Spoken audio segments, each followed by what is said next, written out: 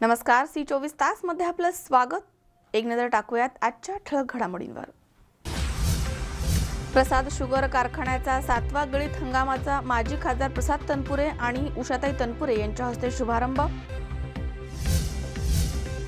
जुन्नरमध्ये विघ्नहर सहकारी साखर कारखाना बॉयलर प्रदीपन आणि ओझरमध्ये शेतकरी मेळाव्याचे आयोजन। रामटेकडी कचरा प्रकल्प पुन्हा पेटला। शिवसेना आणि राष्ट्रवादी काँग्रेसचं आंदोलन पोलिसांच्या हस्तक्षेपामुळे मागे। आणि अहमदनगरमध्ये शेतकरी आणि बैलगाडी संघटनांचे प्राणीमित्र कटारिया यांच्या घरासमोर अनोखं आंदोलन।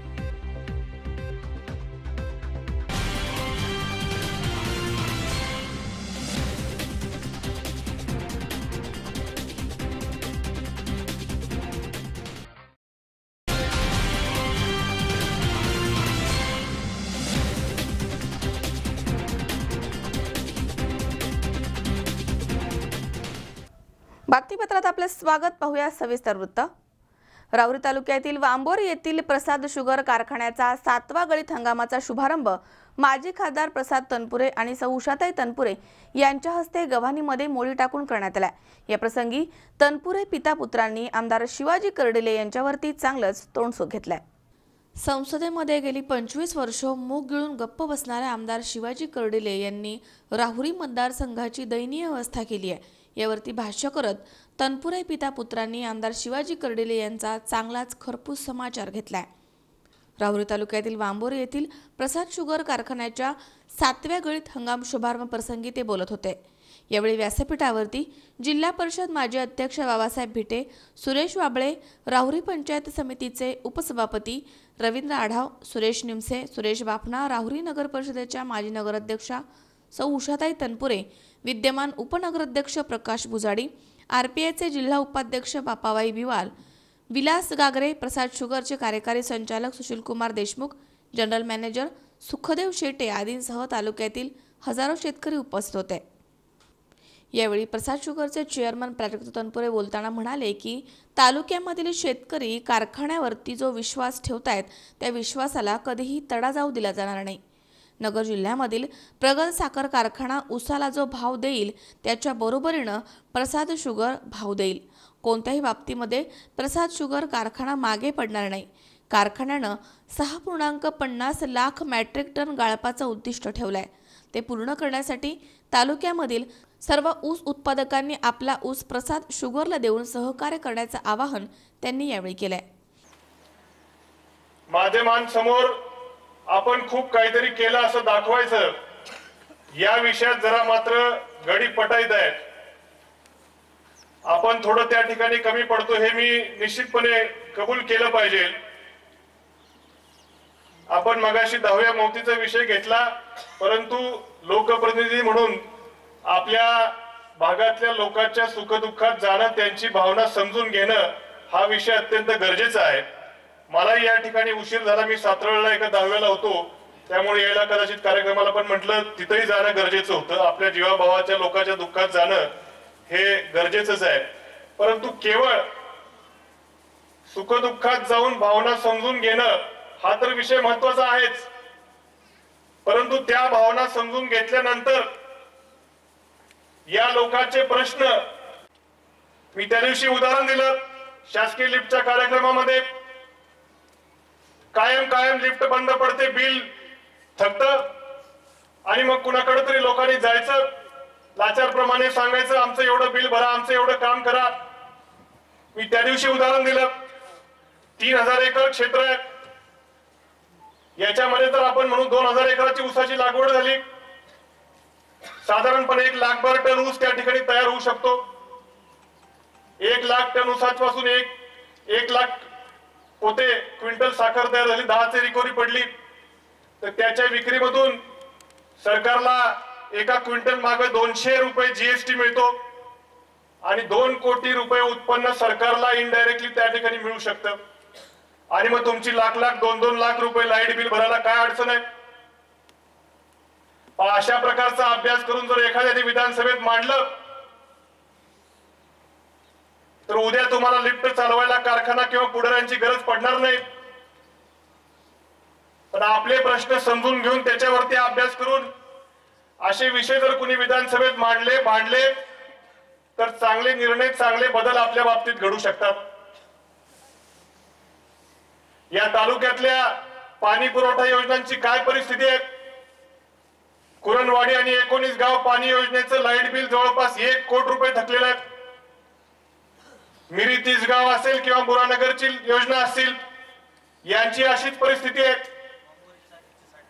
वांबोरी चारीचा अध्यक्ष म्हणले 3.5 कोटी रुपये थकबाकी आहे. याला लोकांना पाणी हे पिण्याकरता लागतं, ही अगदी मूलभूत गरज आहे. कशाला पाहिजे ते स्मार्ट सिटी पानगडी? इथं तुम्ही पाणी योजनेला 9-10 रुपये युनिटनी मीटरनी दर लावता.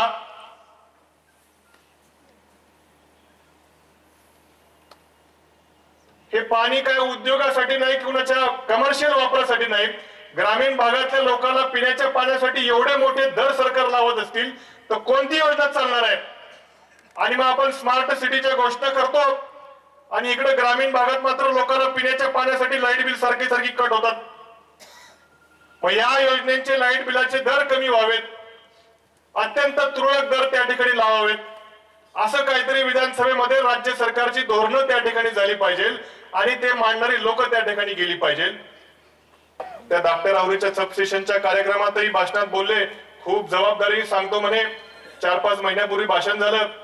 1 महिन्याच्या आत राहुरी शहराची सुधारित पाणी पुरवठा योजना मार्गी लावली म्हणून समजा, आणि मी हे खूप जबाबदारीने बोलतोय. त्याच्यामध्ये त्या ठिकाणी असं म्हणाले. मी म्हणलं चांगली गोष्ट आहे, आपल्याला शेवटी प्यायला आपल्याला कुणाकडून का होईना, म्हटलं तुमच्याकडून झालं काय, आमच्याकडून झालं काय, लोकांना प्यायला पाणी होणार आहे. मग पेपरातही फोटो आले मुख्यमंत्र्याला असं बुके बिके देऊन. म्हणलं अरे वा, आपण एवढं पळतोय, आयतं झालं, चांगलीच गोष्ट आहे म्हणलं. मग नंतर 1 महिन्याभराने मी दुसऱ्या एका नगरपालिकेचेच काही मागण्या घेऊन जयंत पाटील साहेबाला घेऊन मुख्यमंत्र्याला भेटलो. काही कामं होती, म्हणलं साहेब अशी कामं आहेत, तेवढी मार्गी लावा. आणि म्हणलं साहेब तेवढी आमची पाणी योजना तुम्ही मंजूर केली त्याबद्दल आभारी आहोत. ते म्हणले कसली मंजूर केली? काय म्हणलं मी ते बघितलं, म्हणलं तुमचे पेपरात फोटो मंजूर झाली. त्याने म्हणते आपले आले बुके बिके देऊन गेले, पावसा पाण्याच्या गप्पा झाल्या म्हणे फक्त.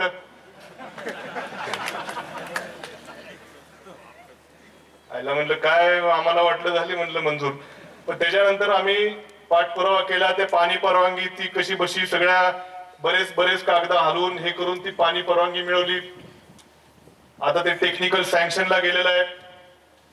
ते झाल्यावरती प्रशासकीय मंजुरी होईल आणि तेव्हा कुठं होईल. पण हे सांगायचा उद्देश असा, काय काम करायचे नाही, नुसतं काहीतरी आपलं पेपरात फोटो आणून घ्यायचे.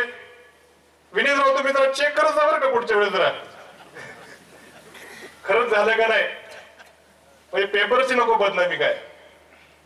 आणि असं काहीतरी करायचं बंबगिरी आणि फक्त लोकांची दिशाभूल करायची आणि सांगायचं मी म्हणजे त्याच्यामध्ये त्या ठिकाणी मी खूप केलं, असं केलं तसं केलं, याव केलं त्याव केलं.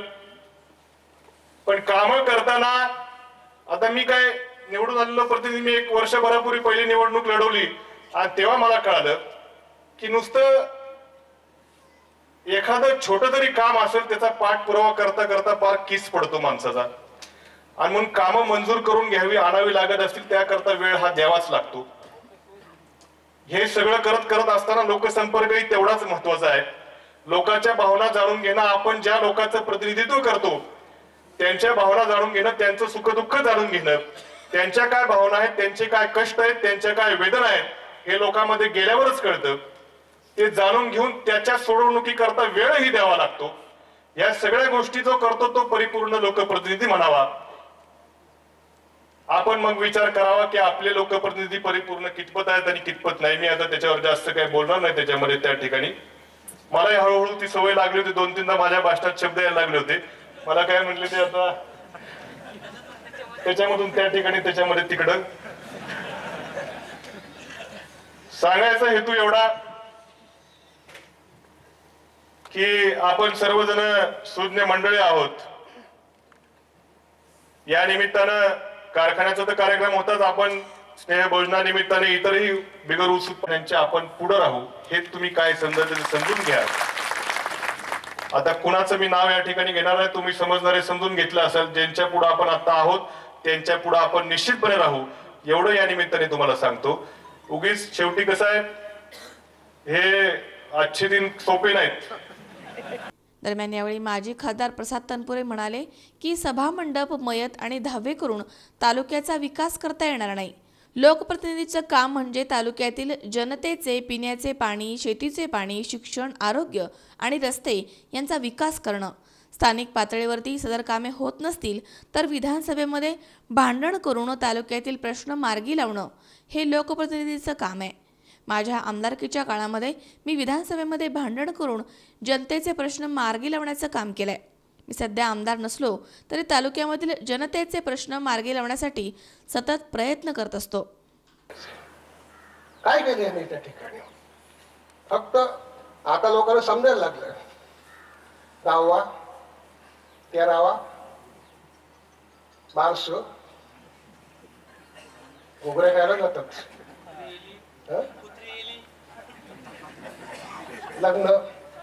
लग्नाला गेलं की नवरदेवाच्या हातात 500 रुपये, नवरीच्या हातात 500 रुपये. म्हणलं काय विचार, आपण तर काहीच येत नाही, कुठं आला पैसा. ठीक आहे, आम्ही जातो, मी जातो, प्राजू जाते, उषा जाते, अरुण साहेब जातात, सगळे 14 जण आम्ही जातो. तू तिकडे जा, आम्ही इकडे जातो. फरक एवढाच आहे की आम्ही सांत्वनासाठी जातो,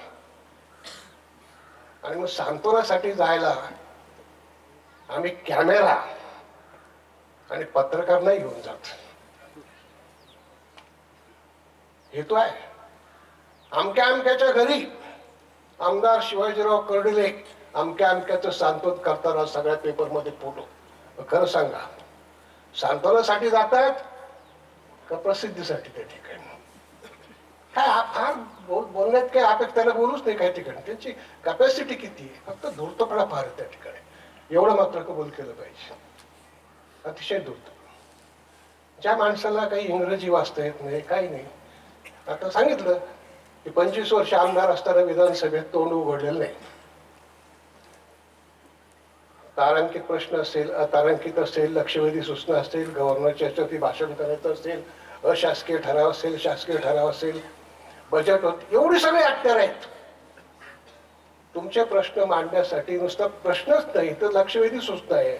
बजेटवर तुम्ही बोलू शकता, राज्यपालाच्या अभिभाषणात मध्ये सुद्धा तुम्ही मांडू शकता. पण हे गृहस्थ कधी बोलले नाही, एकदाच बोलले, फक्त एकदाच.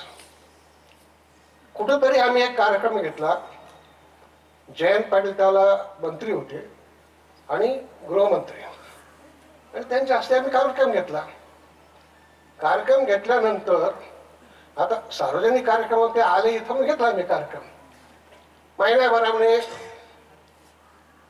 महाराष्ट्राच्या विधानसभेचं अधिवेशन, आणि यांनी हक्कभंगाचा ठराव मांडला. त्याला हक्कभंग हाच काही समजत नाही, आणि तो अध्यक्षांनी कसा ऍडमिट केला हेच मला समजत नाही. हे म्हणले माझ्या मतदारसंघामध्ये माझ्या अपरोक्ष कसं काही काम केलं.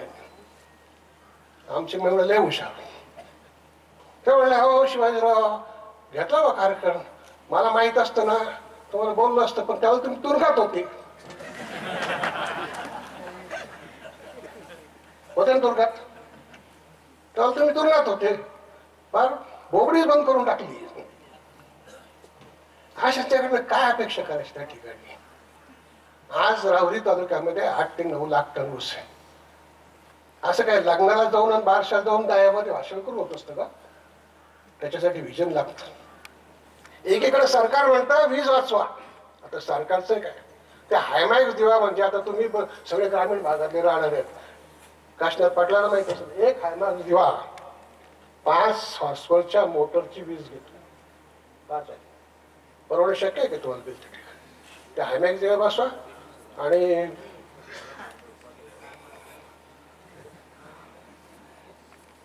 सभामंडप, काय सभामंडप सांगा मला. आता सगळ्या हरिभक्त परायण माणसाची माफी मागतो होते, परत म्हणतील काय मनुष्य आहे नास्तिक. चांगलं काम कोण बसतो सभामंडपात? दुपारच्या वेळेला सून त्रास देते, आमकी जास्त म्हातारी कुठं झोपायला सभामंडपात. कुत्रे कुठं थांबतात? सभामंडपात. आणि पत्तेवाले कुठं? काका ते तर आहे 10 रुपयाला चाललं, तर काय सभामंडप काय मंदिर काय सुचतच नाही त्या ठिकाणी. अरे मी कधी हे काम नाही केलं. मी शाळेच्या खोल्या बांधल्या. याप्रसंगी रवींद्र आढाव, सुरेश निमसे, संभाजी गडाख, अमोल वाघ, तिसगावचे सरपंच काशीनाथ लवांडे यांनी देखील आपलं मनोगत व्यक्त केलंय. प्रसाद तनपुरे आणि सौ उषाताई तनपुरे यांच्या हस्ते मोळी टाकून प्रसाद शुगरच्या 7व्या गळीत हंगामाचा शुभारंभ करण्यात आला. या कार्यक्रमाच्या अध्यक्षस्थानी ऋषिकेश मोरे होते, तर सूत्रसंचालन बबन पागिरे यांनी केलंय. मनोज साळवे सह सतीश फुलसमदर, C24 तास, राहुरी. नुकत्याच संपन्न झालेल्या ग्रामपंचायत निवडणुकीमध्ये शिवसेनेच्या नवनिर्वाचित सरपंच आणि सदस्यांचा सत्कार खासदार शिवाजीराव आढळराव पाटील यांच्या हस्ते त्यांच्या निवासस्थानी करण्यात आला. नुकत्याच संपन्न झालेल्या ग्रामपंचायत निवडणुकीमध्ये शिवसेनेच्या पूर्वीपेक्षा जास्त जागा निवडून आल्यात. त्यामुळे यशाचा आनंद साजरा करण्यासाठी लांडेवाडी येथील खासदार शिवाजीराव आढळराव पाटील यांच्या शिवनेरी या निवासस्थानी निवडून आलेल्या सरपंच आणि सदस्यांचा खासदारांच्या हस्ते सत्कार करण्यात आला. यावेळी पंचायत समितीचे सदस्य रवींद्र करंजखेले, अरुण गिरे, जिल्हा परिषदेच्या गटनेत्या आशाताई बुचुके आदी मान्यवरांसह मोठ्या संख्येने शिवसैनिक उपस्थित होते. दिनेश बानखेले, C24 तास, मंचर. नगर कल्याण राष्ट्रीय महामार्गाअंतर्गत सुरू असलेल्या नगर ते पाथर्डी दरम्यान रस्त्यांचं काम हे निकृष्ट दर्जाचं आहे.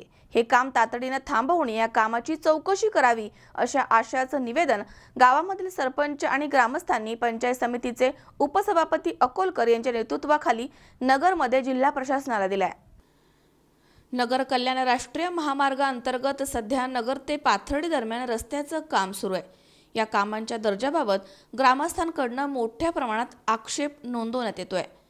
मेहकरी ते फुंदे टाकळी दरम्यान ठेकेदारांकडून इस्टिमेटनुसार कोणतंही काम होत नाहीये. आतापर्यंत या हद्दीमध्ये झालेलं काम निकृष्ट दर्जाचं असून ते तात्काळ थांबवून कामाची चौकशी करावी अशी मागणी पाथर्डी तालुका पंचायत समितीचे उपसभापती विष्णुपंत अकोलकर यांनी केली आहे. राष्ट्रीय महामार्ग जात असलेल्या गावामधील सरपंच आणि ग्रामस्थांनी अकोलकर यांच्या नेतृत्वाखाली नगरमध्ये जिल्हा प्रशासनाला निवेदन देऊन या संपूर्ण कामांच्या दर्जाबाबत प्रश्नचिन्ह उपस्थित केलंय. प्रशासनाला देण्यात आलेल्या निवेदनावरती पंचायत समितीचे सदस्य सुनील ओव्हाळ, विष्णुपंत पवार, सरपंच सचिन नेहुल, बाळासाहेब लवांडे, उद्धव माने, मारुती चितळे, देवराज भालसिंग, राजेंद्र गिरी, मच्छिंद्र सोनटक्के, लक्ष्मण काळे, बाबासाहेब खंडागळे आदींच्या सह्या आहेत. डांगेवाडी, जवखेडे, पारेवाडी, अकोला, चितळवाडी, शहापूर, फुंदे टाकळी, मेहकरी आदी गावांमधील प्रतिनिधींनी दिलेल्या या निवेदनामध्ये म्हटलंय की मेहकरी ते फुंदे टाकळी दरम्यान पावसाळ्यापूर्वी करण्यात आलेल्या डांबरीकरण पूर्णपणे उखडलं गेलंय. काम सुरू असताना तयार केलेल्या सर्व्हिस रोडवरती सुरक्षा फलक, रिफ्लेक्टर लावलेले नाहीयेत. त्यामुळे वाहन चालकांना मोठा त्रास सहन करावा लागतोय. चुकीच्या कामांमुळे आजपर्यंत झालेल्या विविध अपघातांमध्ये 48 निरपराध लोकांना आपला जीव गमवावा लागलाय. शेकडो वाहनधारक आणि प्रवाशांना कायमचं अपंगत्व आलंय. त्यामुळे सदर ठेकेदार कंपनीवरती सदोष मनुष्यवधाचा गुन्हा दाखल करावा, तसेच अपघातामध्ये मयत झालेल्या कुटुंबियांना आर्थिक मदत मिळवून द्यावी. सदर रस्त्यावरती 66 जुने छोटे मोठे पूल आहेत. त्यापैकी बहुतांश पुलांची डागडुजी करून नवीन केल्याचं दाखवण्यात आलंय. अनेक गावामध्ये गटरीचं काम करताना निकृष्ट दर्जाचं साहित्य वापरण्यात आलंय. त्रिभुवनवाडी येथे डांबर प्लांट सुरू करताना पर्यावरणाच्या हानीकडे दुर्लक्ष करण्यात येत आहे. तहसीलदाराने आदेश देऊनही सदर डांबर प्लांट ठेकेदारानं सुरूच ठेवलाय. याशिवाय करडवाडी शिवारामध्ये बेकायदा खडी क्रशर उभारण्यात आलाय. त्यासाठी प्रदूषण महामंडळाची आवश्यक परवानगीही घेतली गेलेली नाहीये. या संपूर्ण कामामध्ये ठेकेदार कंपनी संशयाच्या भोवऱ्यामध्ये आहे. त्यामुळे प्रशासनानं तातडीनं या निवेदनाची दखल घेऊन निकृष्ट काम थांबवून ठेकेदार कंपनीवरती कारवाई करावी अशी मागणी निवेदनामध्ये करण्यात आली आहे. अन्यथा 1 नोव्हेंबर रोजी पाथर्डी इथे रस्ता रोको आंदोलन केलं जाईल असा इशारा पंचायत समितीचे उपसभापती विष्णुपंत अकोलकर यांनी दिलाय. राष्ट्रीय महामार्ग 222 6961 याचं जे सध्या मेकरी ते फुंदे टाकळी फाटा हे काम जे चालू आहे ते काम एकदम निकृष्ट दर्जाचं चालू आहे. या संदर्भात पाथर्डी तालुक्यातील वेगवेगळ्या संघटनांनी, वेगवेगळ्या कार्यकर्त्यांनी या संदर्भात निवेदनं देऊन या कामाची क्वालिटी प्रत सुधारण्यासाठी वेळोवेळी संबंधित कंपनीला प्रशासनाला दखल घेण्यासाठी प्रयत्न केले, परंतु यामध्ये आत्तापर्यंत कोणत्याही प्रकारचा बदल जी ठेकेदार कंपनी आहे यांनी केला नाही आणि प्रशासनाने सुद्धा याच्याकडं दुर्लक्ष केलं. म्हणून आम्ही काल जिल्हाधिकारी साहेब अहमदनगर यांना या संदर्भात निवेदन देऊन या कामामध्ये जे निकृष्ट पद्धतीचे काम झालं आहे, जुने सीडी वर्क आहेत त्यांना डागडुजी करून ते नवीन दाखवण्याचा जो प्रयत्न झाला, तसेच जे सीडी वर्क आहेत ज्या ठिकाणी ते काम चालू आहे तेथे जे बाह्य वळण रस्ते काढून दिलेत ते रस्ते खऱ्या अर्थानं डांबरीकरण करणे गरजेचं आहे, पण ते काय डांबरीकरण केले नाही. तिसगावमध्ये जे आता तिसगावच्या पूर्वेला जे खोदकाम केले ते खोदकाम आईनं नवरात्रीच्या उत्सवामध्ये केलं आणि मग नवरात्रीला जे मोठा देवीला जी भाविकांची गर्दी होती त्या गर्दीमध्ये तिथं बरेचसे लोकांचे अपघात झाले आणि माझ्या मताने या सर्व 222 हवेवर आत्तापर्यंत 48 लोक निरपराध त्याच्यामध्ये जीव गमावा लागला. अशा असंख्य चुका या ठेकेदार कंपनीच्या आहेत. म्हणून हा रस्ता पुन्हा वारंवार होणार नाही. ही पाथर्डी तालुक्याची लाईफलाईन अशी ही योजना आहे आणि यामधून जर निकृष्ट काम झालं तर दळणवळणाचा प्रश्न निर्माण होईल आणि पुढं या रस्त्याने वाहतूक कमी होईल. त्यामुळं संबंधित यंत्रणेने जर 8 दिवसामध्ये या कामकाजामध्ये सुधारणा नाही केली तर 1 तारखेला बुधवारी पाथर्डी शहरामध्ये आम्ही या संदर्भात मोठ्या प्रमाणामध्ये रास्ता रोकोचं नियोजन केलेलं आहे. तरी मी शासनाला एक विनंती करीन, शासनाने या संबंधित यंत्रणेवर ठेकेदारावर त्या कंपनीवर अंकुश ठेवावा आणि जेणेकरून हे काम चांगल्या पद्धतीचं चांगल्या क्वालिटीचं होईल याकरता प्रयत्न करणे गरजेचं आहे. जर यामध्ये बदल जर नाही झाला तर या खात्याचे मंत्री महोदय नितीन गडकरी साहेब यांच्याशी आम्ही समक्ष भेट घेऊन या संदर्भात तक्रार करणार आहोत. मुकुंद लोहिया, C24 तास, पाथर्डी. या ठिकाणी वेळ झाली छोट्याशा विश्रांतीची. अवघ्या काही क्षणात परत येतोय. तुम्ही पाहत राहा C24 तास, जगा वर्तमानात बिनधास्त.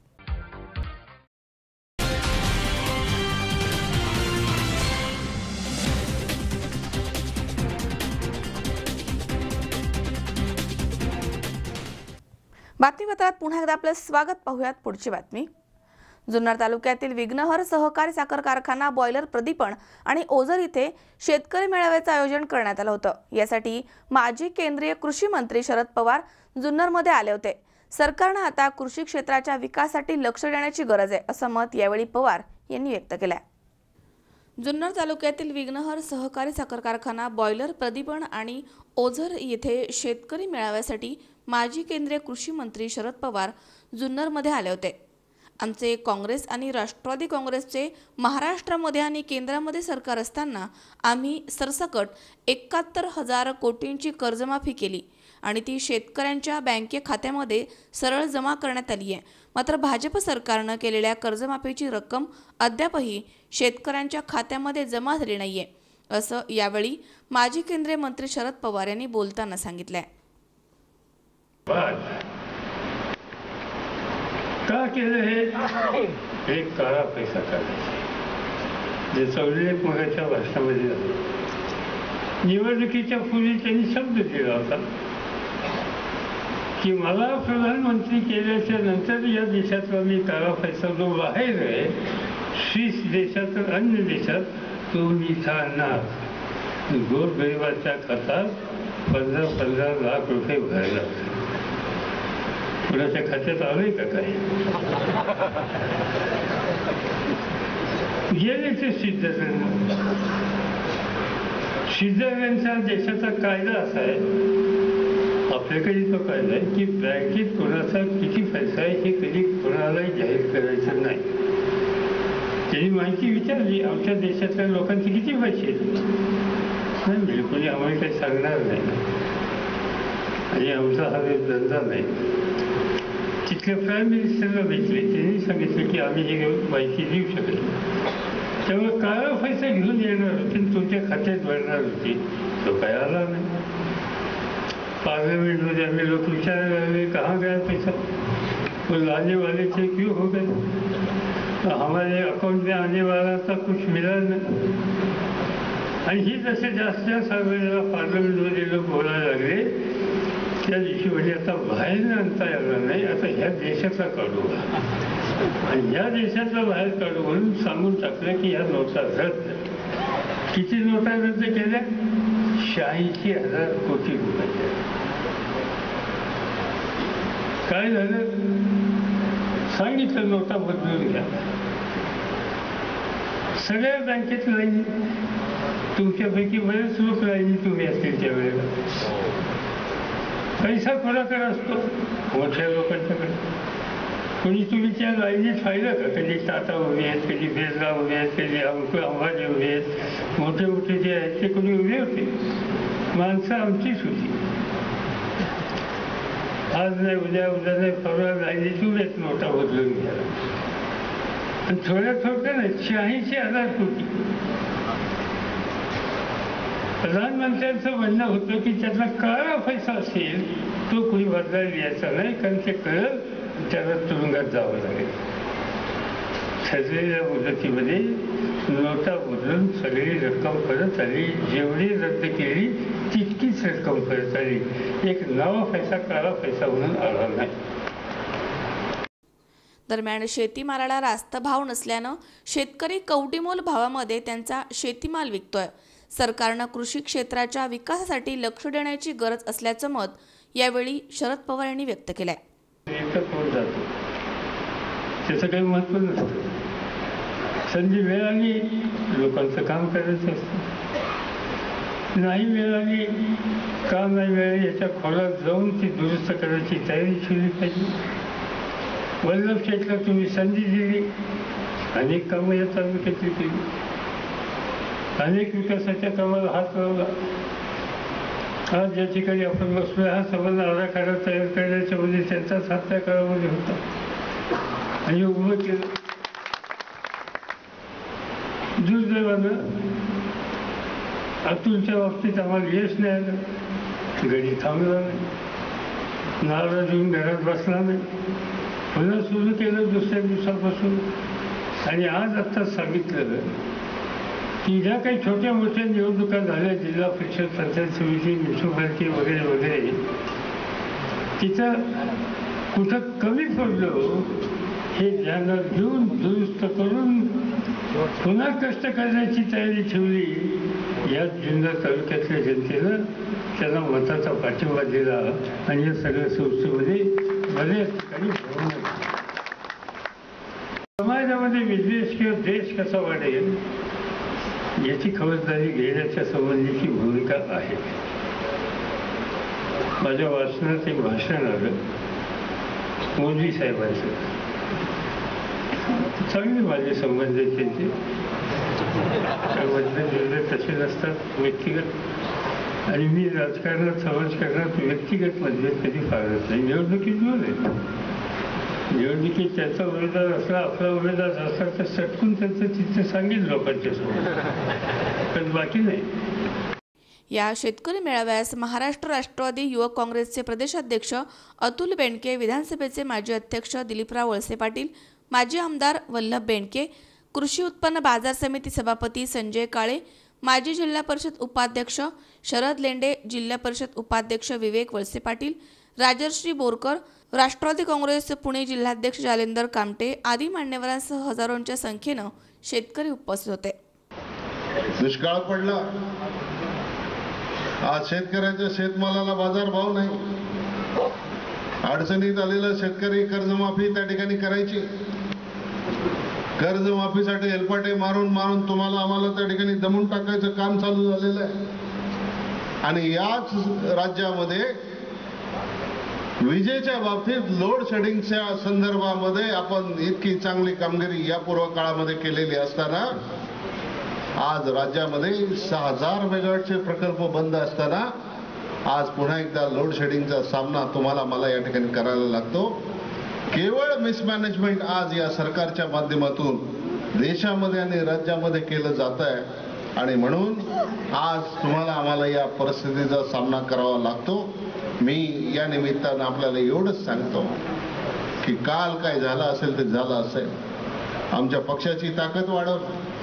आज मला जुन्नर तालुक्यातल्या सगळ्या कार्यकर्त्यांना मनापासून धन्यवाद द्यायचे की तुम्ही सगळे कार्यकर्ते, मी सांगतो साहेबांच्या समक्ष सांगतो की आज जुन्नर तालुक्यातली राष्ट्रवादी काँग्रेसची ताकद आणि संघटना जेवढी भक्कम आहे ना तेवढी जिल्ह्यामध्ये फक्त 2-3 तालुक्यामध्येच एवढी संघटना भक्कम असेल. एवढी भक्कम संघटना जुन्नर तालुक्यातल्या तुम्ही सगळ्या कार्यकर्त्यांनी केलेली आहे.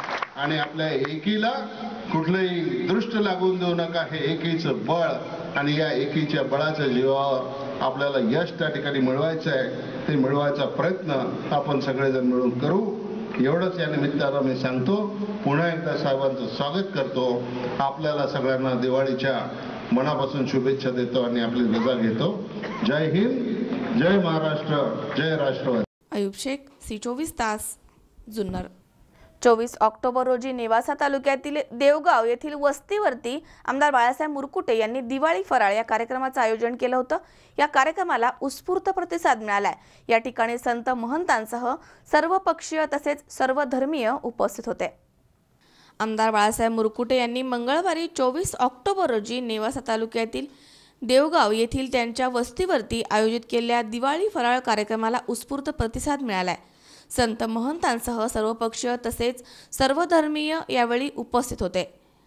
या निमित्तानं आलेल्या संत महंतांचं संतपूजन देवगाव येथील विविध संस्थेच्या पदाधिकाऱ्यांसह ग्रामस्थांच्या हस्ते करण्यात आलंय. दिवाळी हा प्रकाशाचा सण असल्यानं सर्वांचं जीवन प्रकाशमय होवो असा आशीर्वाद देत समाजामधील बंधुभाव वाढीस लागण्यासाठी सर्वांनी प्रयत्न करावा असं आवाहन गुरुवर्य भास्करगिरी महाराज यांनी यावेळी बोलताना केलंय. यावेळी दिवाळी फराळ या कार्यक्रमाला हजेरी लावलेल्या संत महंत यांचे सर्वपक्षीय नेत्यांचे आमदार बाळासाहेब मुरकुटे, सौ आशाताई मुरकुटे यांनी स्वागत केलंय. विविध संस्थांच्या वतीनं आमदार बाळासाहेब मुरकुटे यांचा सत्कार यावेळी करण्यात आलाय. पंचायत समितीचे सदस्य अजित मुरकुटे यांनी यावेळी प्रास्ताविक केलाय.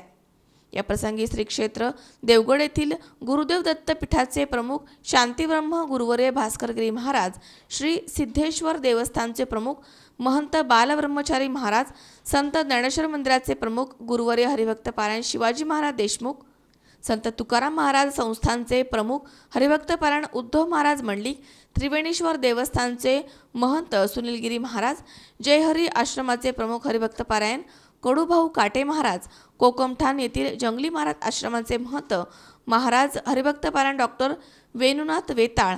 दरम्यान यावेळी पत्रकार सुधीर चव्हाण यांनी सूत्रसंचालन केले.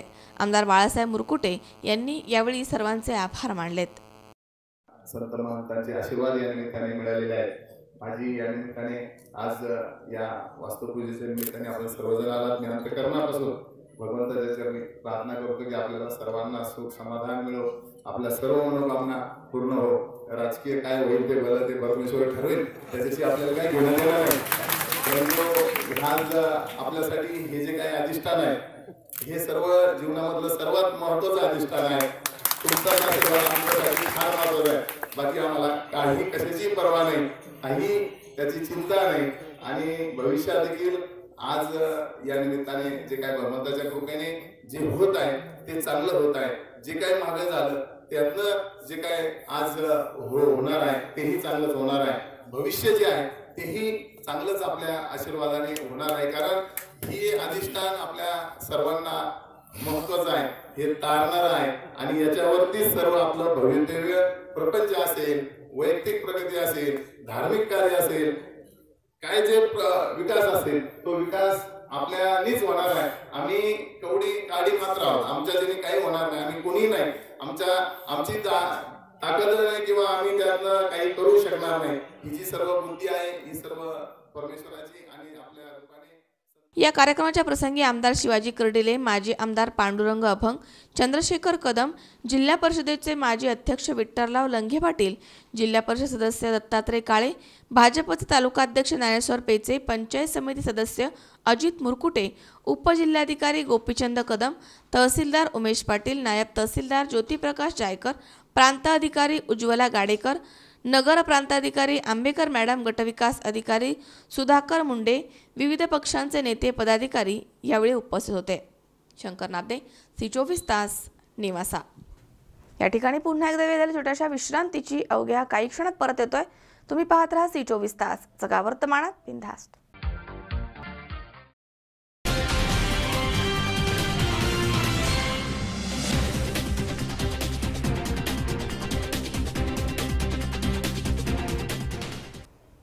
विश्रांतीनंतर बातमीपत्रात पुन्हा एकदा आपलं स्वागत. पाहूयात पुढची बातमी. रामटेकडी येथील महापालिकेच्या नियोजित कचरा प्रक्रिया प्रकल्पाला विरोध दर्शनासाठी सलग दुसऱ्या दिवशी सकाळी कचरा गाड्या राष्ट्रवादी काँग्रेस कार्यकर्त्यांनी परत पाठवल्या. मंगळवारी राष्ट्रवादी काँग्रेसनं केलेलं आंदोलन पाहून बुधवारी या आंदोलनामध्ये शिवसेनेचे नगरसेवक आणि कार्यकर्ते सहभागी झाले. त्यामुळे आता हा कचरा प्रश्न चांगलाच पेटलाय. रामटेकडी कचरा प्रकल्पास विरोध करण्यासाठी राष्ट्रवादी काँग्रेस आणि शिवसेनेनं हडपसरमध्ये एकत्र येऊन तीव्र आंदोलन करण्याचा इशारा दिला होता. त्यामुळे परिसरामध्ये मोठ्या प्रमाणात पोलीस बंदोबस्त ठेवण्यात आला. काही गाड्या परत पाठवल्यानंतर पोलिसांच्या मध्यस्थीने आंदोलन मागे घेण्यात आलं. नगरसेवक अशोक कांबळे यांच्या कार्यालयासमोर हे आंदोलन झालंय. सकाळी 9 वाजल्यापासून कचरा गाड्या अडवून परत पाठवण्यात आल्यात. यावेळी नगरसेवक प्रमोद भांडगिरे, नगरसेवक योगेश हसाने, अशोक कांबळे, माजी महापौर वैशाली वणकर, माजी उपमहापौर निलेश मगर, सुनील बनकर, सागरराजे भोसले यांच्यासह मोठ्या संख्येनं कार्यकर्ते आणि स्थानिक नागरिक या ठिकाणी उपस्थित होते. या दिवसापासून या कचरा डेपोला कचरा डेपोला माझा पहिल्यापासून विरोध आहे आणि हा विरोध नागरिकातून आहे. कारण ह्या नागरिकांनी मला अपक्ष निवडून दिलेलं आहे. त्यामुळं ह्या कचऱ्याला मी ठाम विरोध करणार. याचं कारण वस्तीतून गाड्या येतात, रस्ता अरुंद आहे, ॲक्सिडेंट होत्यात. काही आत्तापर्यंत रोक्कम चालू झाल्यापासून आत्तापर्यंत 7 लोक ॲक्सिडेंटनी वारले गेलेले आहेत, ॲक्सिडेंटमध्ये खलास झालेले आहेत. तर ह्या मोहरं असं आत्ता 750चं चालू आहे, मोहरं 1250चं चालू झाला तर एकामागे एक अशा कितीतरी मुंग्यासारख्या गाड्या चालू राहतील आणि त्यामुळं आमच्या सामान्य नागरिकांना त्याचा इतका त्रास होईल की हद्दीच्या बाहेर तो त्रास आम्ही सहन होणार नाही. त्यामुळे हे कचरा आम्ही शक्यतो होऊ देणार नाही.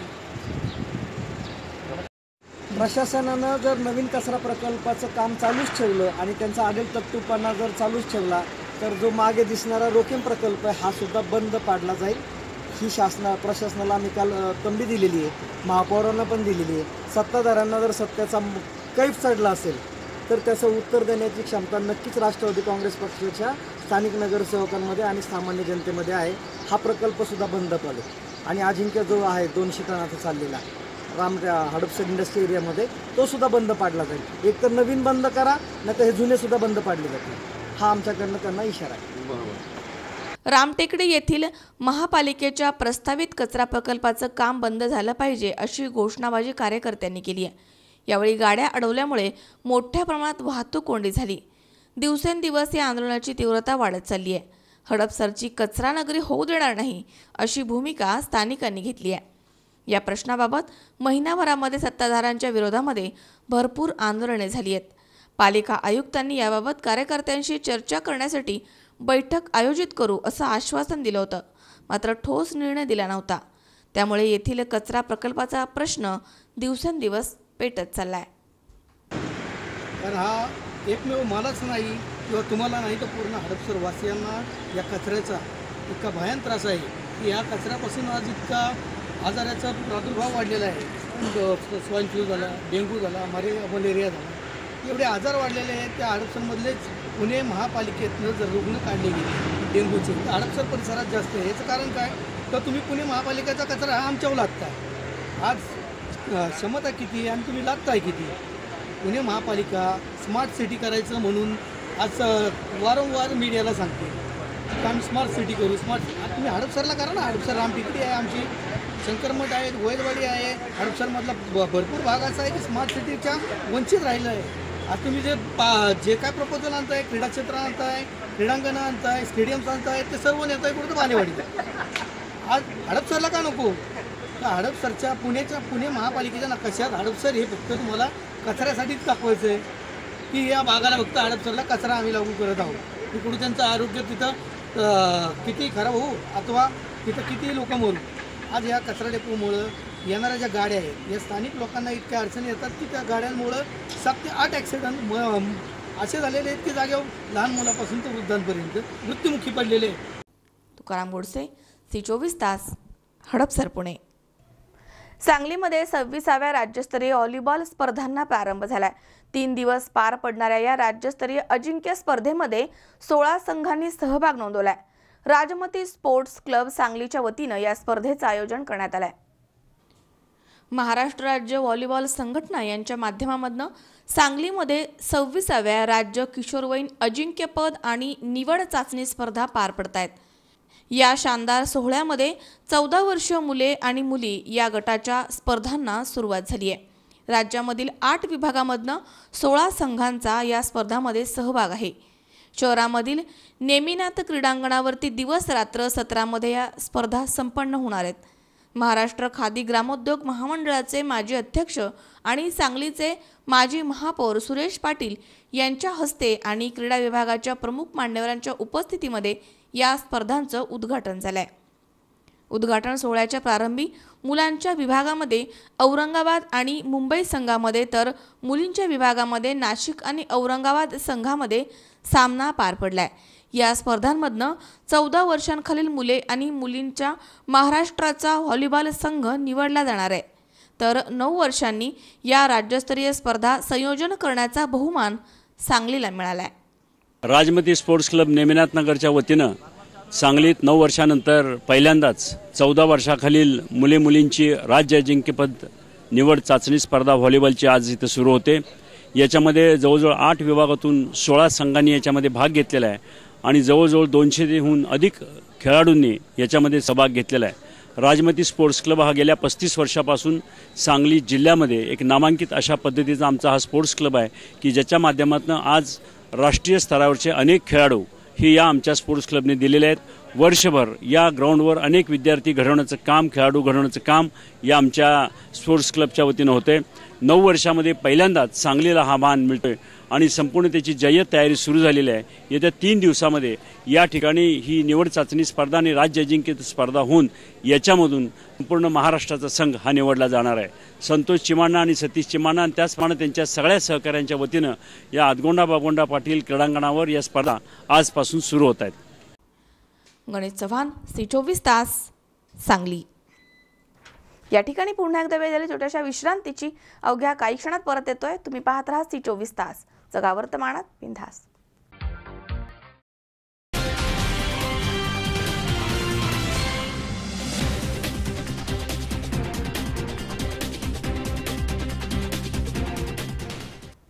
विश्रांतीनंतर बातमीपत्रात पुन्हा एकदा आपलं स्वागत. पाहूयात पुढची बातमी. राज्य सरकारनं बैलगाडा शर्यतीबाबत सभागृहामध्ये कायदा संमत केला आहे. मात्र या कायद्याच्या विरोधामध्ये प्राणीमित्र अनिल कटारिया यांनी पुन्हा उच्च न्यायालयामध्ये याचिका दाखल केली आहे. त्यामुळे संतप्त बैलगाडा संघटनेनं आणि शेतकऱ्यांनी अहमदनगरमध्ये कटारिया यांच्या घरासमोर बैल बांधून त्यांचा निषेध व्यक्त केला आहे. अहमदनगरमध्ये बैलगाडा संघटनेनं अनोखं आंदोलन केलंय. प्राणीमित्र अनिल कटारिया हे गेल्या 25 वर्षांपासून बैलगाडी शर्यतीला विरोध करतायत. त्यामुळे संतप्त झालेल्या अखिल भारतीय बैलगाडी संघटना आणि पारनेर बैलगाडी संघटनेनं निषेध मोर्चा काढलाय. प्राणीमित्र अनिल कटारिया यांच्या घरासमोर बैल बांधून त्यांचा निषेध व्यक्त करण्यात आलाय. या आंदोलनामध्ये मोठ्या प्रमाणावर शेतकरी आपल्या बैलांसह सहभागी झाले होते. राज्य सरकारनं बैलगाडा शर्यतीबाबत सभागृहामध्ये कायदा संमत केलाय आणि त्यावर राष्ट्रपतींनी स्वाक्षरी करून कायद्याला संमती दिली आहे. मात्र या कायद्याला अनिल कटारिया यांनी पुन्हा उच्च न्यायालयामध्ये आवाहन दिलंय. त्यामुळे संतप्त झालेल्या शेतकरी आणि बैलगाडी संघटनांनी आंदोलनाचा पवित्रा घेतलाय. अनिल कटारिया यांनी न्यायालयामध्ये दाखल केलेली याचिका मागे घेतली नाही तर तीव्र आंदोलन छेडणार असल्याचा इशारा यावेळी शेतकरी आणि संघटनेने दिलाय. तामिळनाडू सरकारने जे जल्लीकट्टूला जे परमिशन दिलं त्या पद्धतीने महाराष्ट्रात सुद्धा बैलगाड्या शर्यतीला सरकारने परमिशन द्यावा. आणि जो कटाऱ्या आहे आज त्या कटाऱ्याच्या दारापुढं ज्या स्थानिक शेतकऱ्यांनी जे बैल सोडले आज आणून त्या कटाऱ्याने लवकरच ती याचिका माग घेऊन या शर्यतीला जे अडथळा आणायचं काम करीत आहे त्याला लवकरच सरकारने परमिशन. आज फक्त हे शो आहे, हे टेलर आहे, पिक्चर अभी बाकी आहे. यानंतर चाकण येथे उग्र स्वरूपात आंदोलन आहे आणि जर या कटाऱ्याने जर एक अर्धा तासात जर चर्चेला सहभागी होऊन ती जर याचिका मागे घेतली नाही, त्यांनी लेखी जर दिलं नाही तर अजून आम्ही एक 400-500 बैल आणून नगर शहरात आणून सोडणार आहे. त्यामुळे लवकरात लवकर या सरकारने आणि या कटाऱ्यांनी सुद्धा ज्या कटाऱ्यांनी त्याला स्वतःला एक शिळी सांभाळायचं माहीत नाही आणि तो काय बैलांचे त्याला जाणीव असणार आहे. गणेश राठोड, C24 तास, अहमदनगर. शिरूर तालुक्यातील शिक्रापूर येथील बजरंगवाडी येथे विद्युत रोहित्रावर चढलेल्या माकडाला विजेचा धक्का लागल्याने त्याचा मृत्यू झाला. हे माकड 15 दिवसांपासून शिक्रापूरमध्ये नागरिकांना त्रास देत होतं. तक्रारी करून सुद्धा वन विभागानं या माकडाला पकडून नेलं नाही. त्यामुळे नागरिकांनी वन विभागावरती नाराजी व्यक्त केली आहे. शिरूर तालुक्यातील शिक्रापूर येथील बजरंगवाडी इथे विजेचा धक्का लागून वानर माकडाचा मृत्यू झालाय. शिक्रापूर येथे 15 दिवसांपासून हे माकड वास्तव्यास होतं. ते माकड दुकान, हॉटेल, भाजीपाल्यांच्या दुकानांवरती जाऊन नागरिकांना त्रास देत होतं. त्यामुळे नागरिकांनी वन विभागाकडे तक्रार केली होती आणि वन विभागाच्या वतीनं वनपाल बबन गायकवाड आणि वनरक्षक अनिता होले यांनी या माकडाला पकडून नेण्याचा निर्णय घेतला. परंतु डॉक्टर उपलब्ध नसल्यानं वन विभागानं त्या कारवाईकडे दुर्लक्ष केलं. त्यानंतर कसल्याही प्रकारची कारवाई करण्यात आली नाही. ते माकड 2 दिवसांपूर्वी बजरंगवाडी इथे वास्तव्यास आलं असताना रात्री 2 वाजण्याच्या सुमारास कुत्रे मागे लागले असल्यामुळे ते माकड विद्युत रोहित्रावर चढलं. त्यामुळे त्याला विजेचा धक्का लागून ते खाली पडून मरण पावलंय. त्यामध्ये वन विभागानं वेळेवर कारवाई केली असती तर हे माकड मरण पावलं नसतं, असं नागरिकांच्या वतीनं अक्षय बांडे यांनी सांगितलंय. गेली 15 दिवस शिक्रापूर या ठिकाणी हे जो वानर आहे नाही का, ते गेली 15 दिवस असे शिक्रापूरमध्ये भटकत आहे. खरं तर ग्रामपंचायतपासून ते आज बजरंगवाडीपर्यंत हे भरपूर ठिकाणी या ठिकाणी त्याचा विश्रांती झाली होती. काल दिनांक 24 या रोजी संध्याकाळी रात्री 1:30 वाजता या ठिकाणी इलेक्ट्रिकचा शॉक लागून या वानराचा मृत्यू आला. खरं तर वन विभागाला गेली 10 दिवस झाले पूर्ण शिक्रापुरातील सर्व मित्रपराने आमच्या तक्रार केली होती, परंतु वन विभागाने आल्यानंतर त्याची दखल घेतली नाही. यावेळी नागरिकांनी वन विभागावरती नाराजी व्यक्त केली आहे. यावेळी पंचनामा करताना वनरक्षक अनिता होले, सहकारी वनरक्षक जनाबापू काळे हे उपस्थित होते. दरम्यान वनरक्षकांनी या प्रकाराविषयी माहिती देण्यास नकार दिलाय. सूर्यकांत शिर्के, C24 तास, शिक्रापूर. पैठणमध्ये नगर परिषदेची सर्वसाधारण सभा नगराध्यक्ष सूरज लोळगे, मुख्याधिकारी सोमनाथ जाधव यांच्या अध्यक्षतेखाली पार पडली आहे. यावेळी बोगस आधार मजूर संस्थेला दिलेला ठेका रद्द करण्याची मागणी नगरसेवकांनी सभागृहामध्ये उचलून धरली. दरम्यान सभेमध्ये कोणताही अडथळा येऊ नये यासाठी गेटला पहिल्यांदाच कुलूप लावण्यात आलं. पैठण नगर परिषदेची सर्वसाधारण सभा नगराध्यक्ष सूरज लोळगे, मुख्याधिकारी सोमनाथ जाधव यांच्या अध्यक्षतेखाली पार पडली आहे. या सभेमध्ये शिवसेनेचे नगरसेवक ईश्वर दगडे आणि नगरसेविका शोभाताई संतोष सवाशी यांनी प्रारंभीच शहरामधील दूषित पाण्याच्या बाटल्या सभागृहामध्ये नगराध्यक्ष आणि मुख्याधिकाऱ्यांना देऊन शहरातील या वाढत्या समस्येबद्दल रोष व्यक्त केला. याप्रसंगी शिवसेनेचे गटनेते तुषार पाटील, काँग्रेसचे गटनेते हसनुद्दीन कट्यारे, राष्ट्रवादी काँग्रेसचे गटनेते कल्याण भुकेले, नगरसेवक ज्ञानेश घोडके, अजित पगारे, बजरंग लिंबारे, ज्ञानेश्वर घोडके, संगीता मापारे यांनी शहरामधील अस्वच्छता, साफसफाई या विषयावरती होत असलेली हेळसांड, दुर्लक्ष या मुद्द्यांवरती सभागृहाचं लक्ष वेधलंय. स्वच्छता बाबतीमध्ये आधार या मजूर संस्थेला दिलेला ठेका रद्द करण्याची मागणी नगरसेवकांनी सभागृहामध्ये यावेळी उचलून धरली. सेनेचे गटनेते आणि सर्वपक्षीय नगरसेवकांनी शहरामध्ये स्वच्छता आणि साफसफाईच्या नावाखाली झालेला लाखोंचा खर्च संबंधित एजन्सीनं किती कामगार नेमले याचा लेखाजोखा सभागृहामध्ये मांडण्याची मागणी लावून धरली। शहरामध्ये स्वच्छता आणि साफसफाई किती खालावली आहे याची मोबाईल व्हिडिओ रेकॉर्डिंग काही नगरसेवकांनी सभागृहाला दाखवली आहे।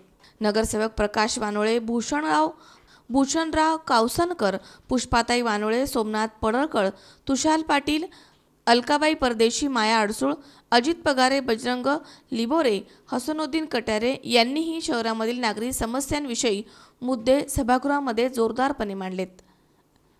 मुख्याधिकारी सोमनाथ पाटील जाधव, भाजपचे गटनेते आबाशेठ बरकसे, नगरसेविका आशा जगदाळे आंधळे आदी या सभेला उपस्थित होते। शहरामध्ये स्वच्छता, साफसफाई, दूषित पाणी पुरवठा हे मुद्दे या सर्वसाधारण सभेमध्ये मोठ्या प्रमाणात गाजलेत। या सभेला कोणताच अडथळा येऊ नये यासाठी स्थानिक पत्रकार प्रतिनिधी आणि नगरसेवकांचे नातेवाईक तसेच सर्वपक्षीय कार्यकर्ते यांची सभागृहाच्या ठिकाणी होणारी वर्दळ रोखण्यासाठी सभेच्या ठिकाणी असलेल्या गेटला पहिल्यांदाच कुलूप लावण्यात आलं। किरण काळे पाटील, C24 तास, पैठण। पुन्हा एकदा पाहूयात काही ठळक घडामोडी। प्रसाद शुगर कारखान्याचा 7वा गळीत हंगामाचा माजी खासदार प्रसाद तनपुरे आणि उषाताई तनपुरे यांच्या हस्ते शुभारंभ। जुन्नरमध्ये विघ्नहर सहकारी साखर कारखाना, बॉयलर प्रदीपन आणि ओझरमध्ये शेतकरी मेळाव्याचे आयोजन। रामटेकडी कचरा प्रकल्प पुन्हा पेटला, शिवसेना आणि राष्ट्रवादी काँग्रेसचं आंदोलन पोलिसांच्या हस्तक्षेपामुळे मागे। आणि अहमदनगरमध्ये शेतकरी आणि बैलगाडी संघटनांचे प्राणीमित्र कटारिया यांच्या घरासमोर अनोखं आंदोलन।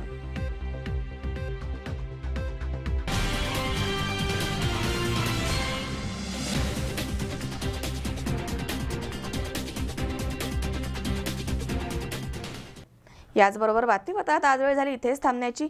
ताज्या अपडेटसाठी बघत रहा C24 तास, जगा वर्तमानात बिनधास्त।